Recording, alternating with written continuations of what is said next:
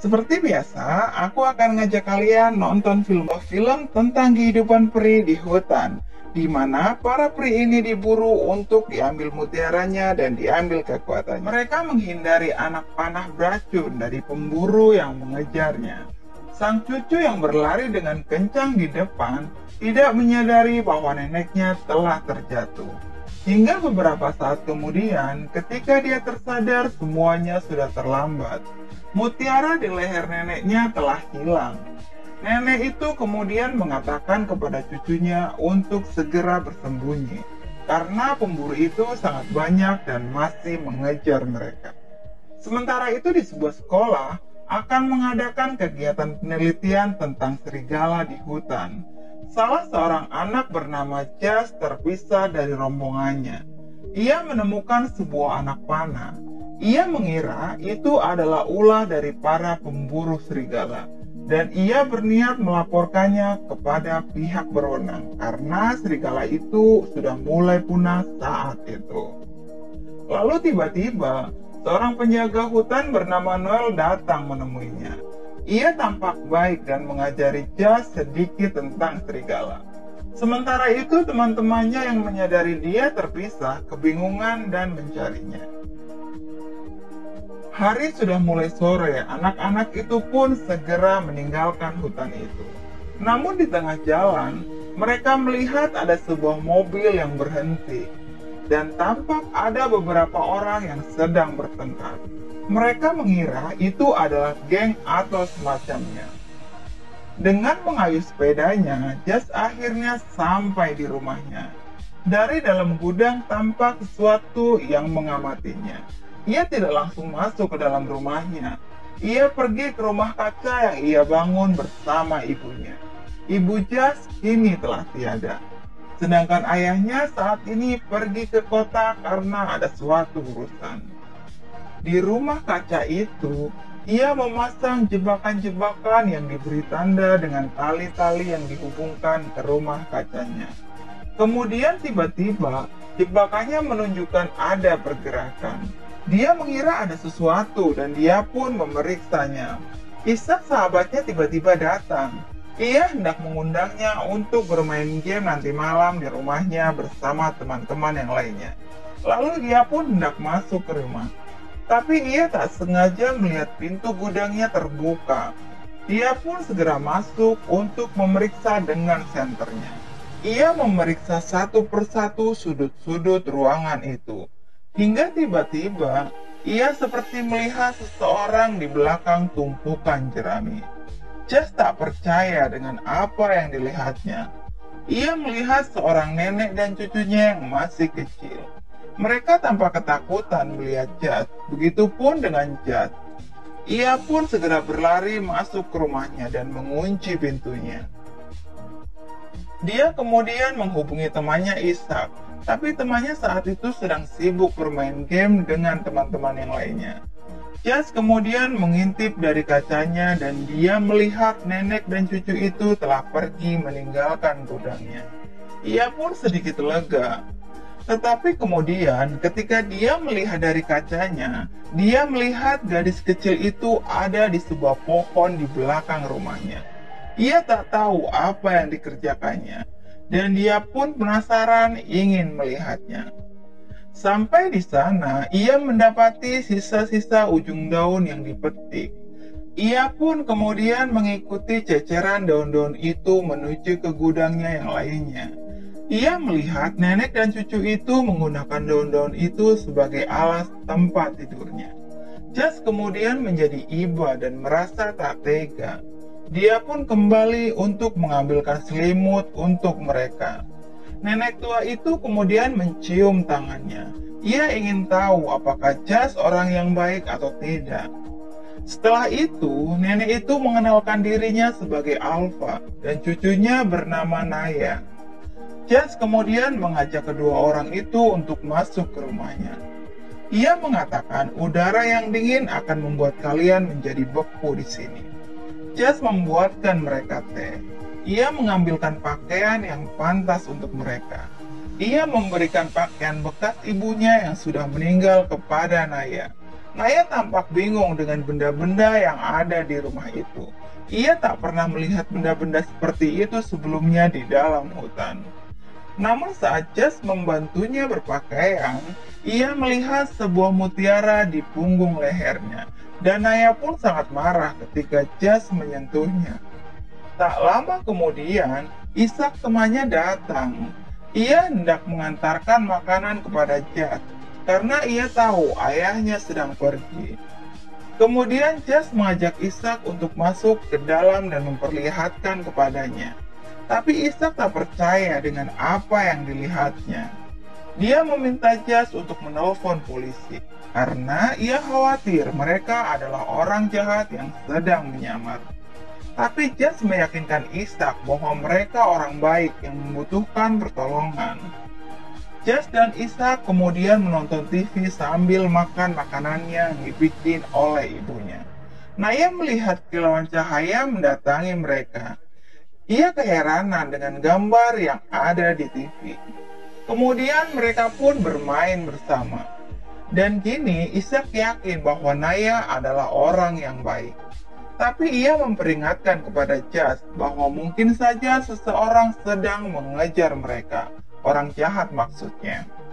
Sebelum pergi, Ishak mengatakan kepada Jas untuk menghubunginya jika ada sesuatu, dan Jas meminta kepada Ishak untuk merahasiakan itu.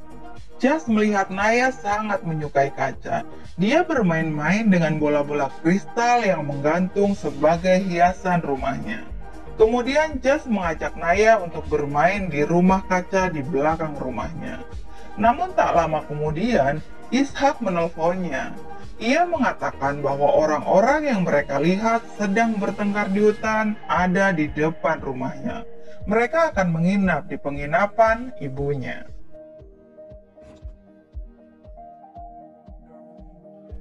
Jas tak percaya dengan apa yang dilihatnya. Naya melompat dari ketinggian. Ia juga mengajak Jas untuk pergi bermain di dekat danau di pinggir hutan. Ia bahkan mengajak Jas untuk berjalan di atas air. Jas pun sangat ketakutan, tapi Naya mengatakan untuk percaya saja kepadanya.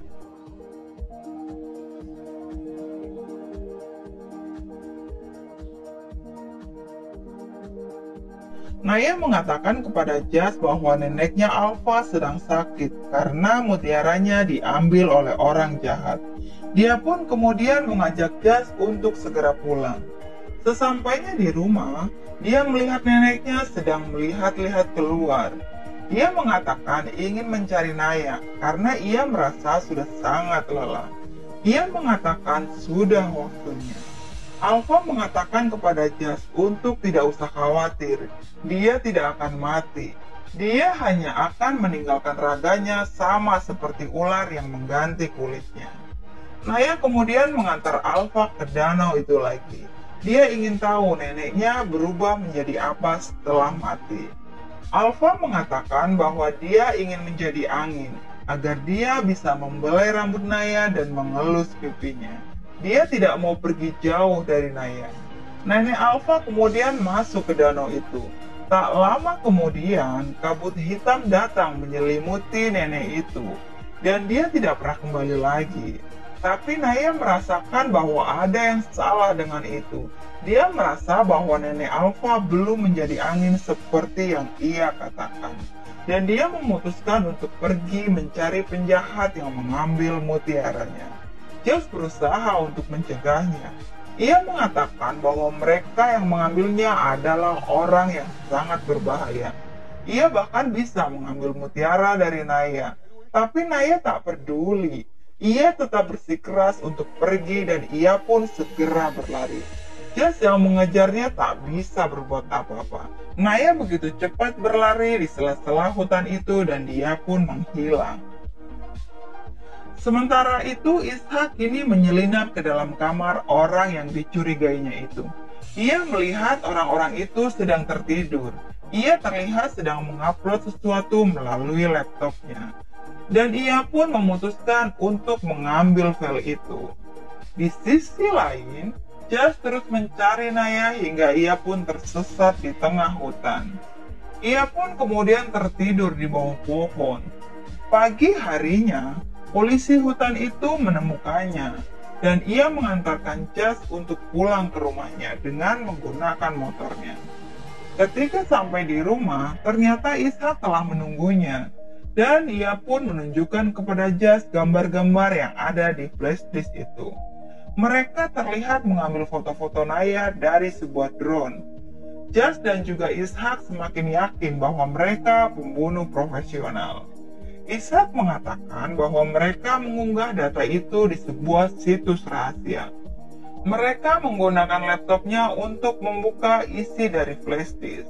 Dari sana terlihat bahwa harga mutiara itu adalah $20.000. Dan mutiara itu dipercaya dapat digunakan untuk menyembuhkan berbagai macam penyakit, mulai dari kanker dan penyakit-penyakit lainnya. Mereka pun kemudian memutuskan untuk mencari Naya bersama di hutan. Namun sebelum pergi, Jas berusaha untuk mengabari ayahnya. Tapi saat itu ayahnya sedang tidak di tempat dan dia hanya menyampaikan sebuah pesan suara. Belum selesai dia berbicara, tiba-tiba Ishak melihat bahwa orang-orang yang menginap di hotel saat itu sedang berada di luar rumahnya Jas. Jas pun kemudian keluar untuk menemui mereka. Sementara Ishak di dalam rumahnya merapikan sisa-sisa peninggalan Alfa dan juga Naya. Daun-daun yang mereka tinggalkan ia sembunyikan supaya mereka tidak curiga kepada Jas. Orang-orang itu mengaku sebagai polisi dan mereka pun memeriksa gudang dan pekarangan rumah Jas.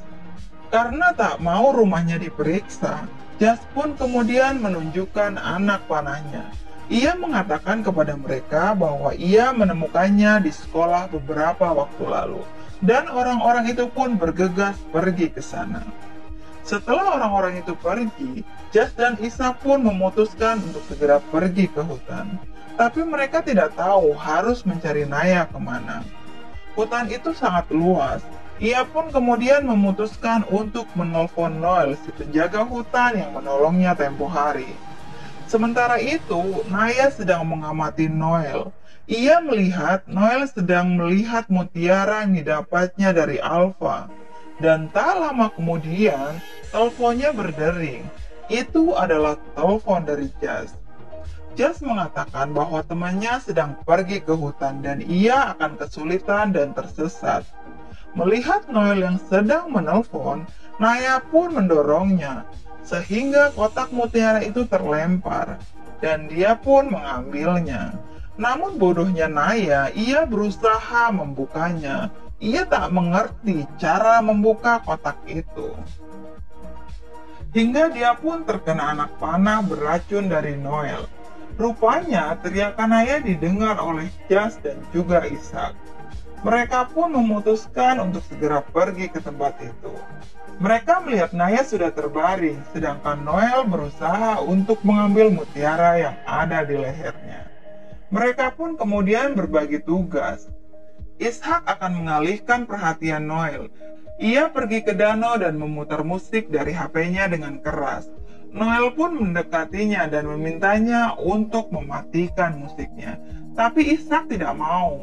Sementara Jas berusaha untuk membawa lari Naya dengan menggunakan motor mirip Noel. Noel yang menyadari bahwa motornya telah dicuri segera kembali. Ia melihat Jas membawa lari Naya dan dia pun mengejarnya. Ia juga menggunakan anak panah beracunnya, tapi itu tidak berhasil mengenai Jas.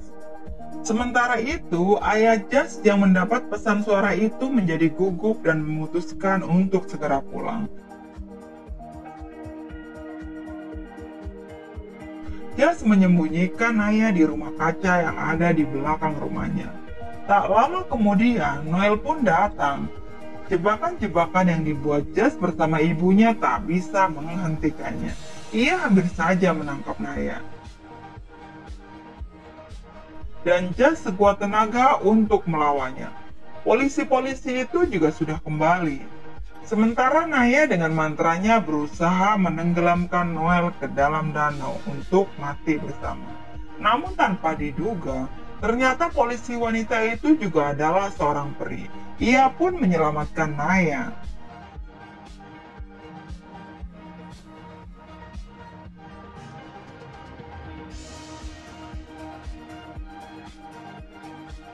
Kemudian polisi itu membawa Naya untuk dijadikan anaknya. Tapi rupanya Naya lebih memilih jas yang sudah memberikan mutiara alfa.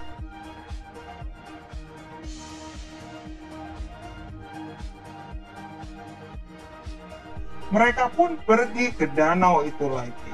Naya melemparkan mutiara itu ke danau, dan seketika sebuah angin kencang berhembus. Itu adalah alfa neneknya. Dan film pun usai. Oke guys, itu tadi alur cerita dari film yang berjudul Land of Glass. Semoga teman-teman terhibur.